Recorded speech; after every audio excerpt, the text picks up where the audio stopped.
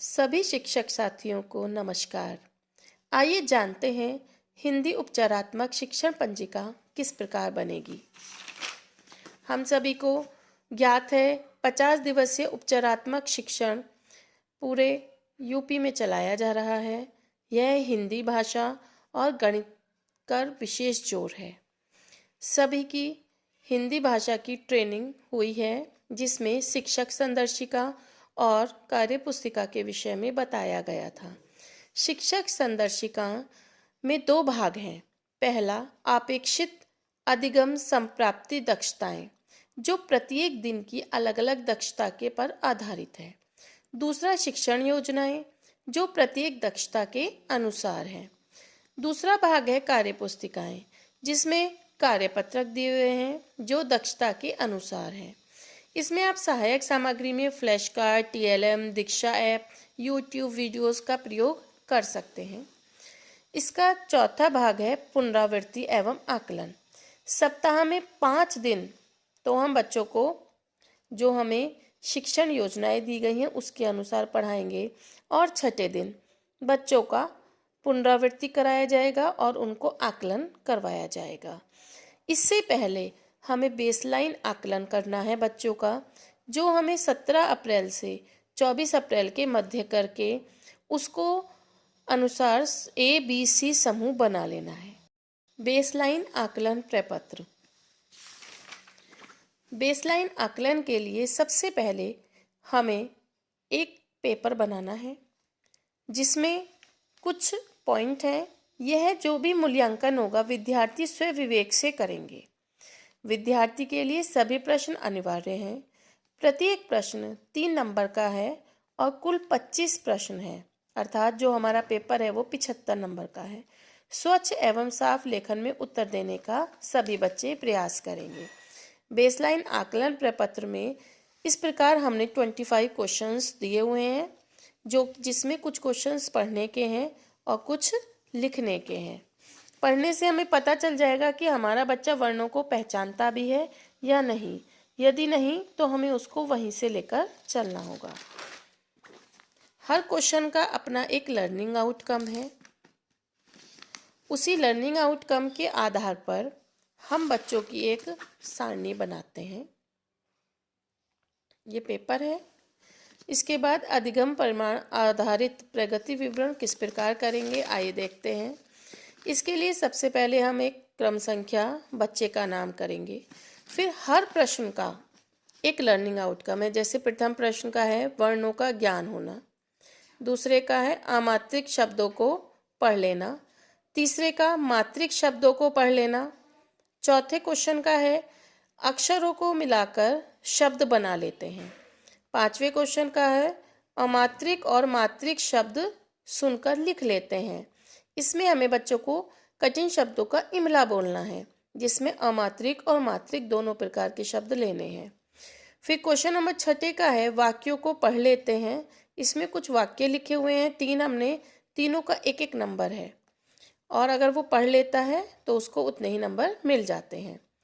फिर question number 7 का है वाक्यों में आए रिक्त स्थानों को भर लेते हैं।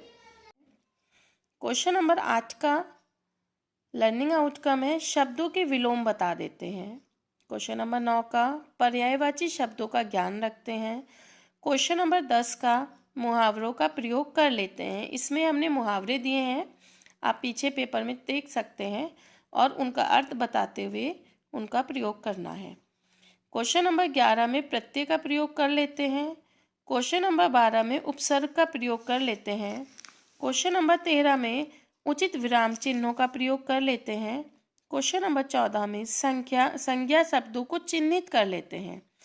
क्वेश्चन नंबर 15 सर्वनाम को वर्गीकृत कर लेते हैं। इस प्रकार आप देख सकते हैं कि हर प्रश्न का एक लर्निंग आउटकम है। इस लर्निंग आउट पर जब हमने ये बच्चों का पेपर ले लिया, इस पेपर को लेने के बाद हमें हर क्वेश्चन का मार्क्स बच्चों को देना है। अगर वह वर्णों को पढ़ लेता है तो उसको 3 नंबर मिल जाते हैं। अमात्रिक मात्रिक शब्दों को पढ़ लेता है 3 नंबर। यदि मात्रिक शब्दों को अटक अटक कर पढ़ता है, जैसे हमने 9 शब्द दिए हैं और वह केवल 6 पढ़ पाया है, तो 2 नंबर। इस तरीके से उसको हर चीज़ का नंबर मिल जाता है। सभी बच्चों का इस तरीके से कॉपी चेक करने के बाद हम योग करते हैं। योग करने के बाद हम उसको समूह में बांटते हैं। समूह में बांटने के लिए 3 समूह हैं।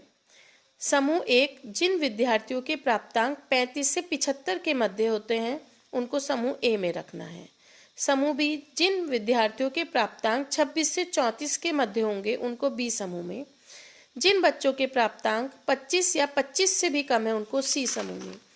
जैसे 30 नंबर है, 30 नंबर बी समूह में आएगा, 60, 40 ये ए में, और 25 से कम वाला 10 नंबर सी समूह में। सबका समूह वर्गीकृत यहाँ हम कर लेते हैं। अब हमें बच्चों को समूह के हिसाब से सारणी बनानी है। जैसे मेरी क्लास में कक्षा 7 में 44 बच्चे हैं, तो सभी बच्चों के नाम लिख देते हैं। फिर समूह ए, समूह बी, समूह सी, जो बच्चा जिस समूह में आता है उसको उस समूह में हम टिक कर देते हैं। जैसे ये बच्चा सी समूह में है, जब ये सी समूह में से बी समूह वाले कार्य कर लेगा, यानी कि इसके मार्क्स इतने आ जाएंगे, तो ये किस में आ जाएगा, बी समूह में। हमें प्रत्येक बच्चे को ए समूह तक पहुंचाना है। इसी के लिए उपचारात्मक शिक्षण अभिलेखीकरण के लिए हमें जो 50 दिन का कार्य मिला है वह है प्रथम सप्ताह, जो कि अभी चल रहा है। सभी ने आकलन उम्मीद करती हूँ कर लिया होगा। इसके बाद जो रजिस्टर बनेगा, यदि आप तीनों क्लास में पढ़ाते हैं, कक्षा 6, कक्षा 7 और कक्षा 8 तीनों विषय की हिंदी है, तो आप इस तरीके से बना लीजिए। और यदि आपके पास एक कक्षा की हिंदी है तो आप कोई भी 1 या 2 कक्षा जो भी है आपके पास उसको ले सकते हैं। इसमें सबसे पहले सप्ताह का कॉलम है। प्रथम सप्ताह 25 अप्रैल से 2023 से 29 अप्रैल 2023 तक है। प्रथम दिवस, द्वितीय दिवस, तृतीय दिवस, चतुर्थ दिवस और पंचम दिवस, 5 दिवस की इसमें कार्य योजना लिखी हुई है। जैसे कक्षा 6 की, कक्षा 7 की और कक्षा 8 की, जो कि हमारी शिक्षक संदर्शिका के आधार पर लिखी हुई है। इस प्रकार जब हम प्रथम दिवस में ये जैसे चित्र देखकर बच्चे समझते हैं और अपने विचारों को साझा कर लेते हैं।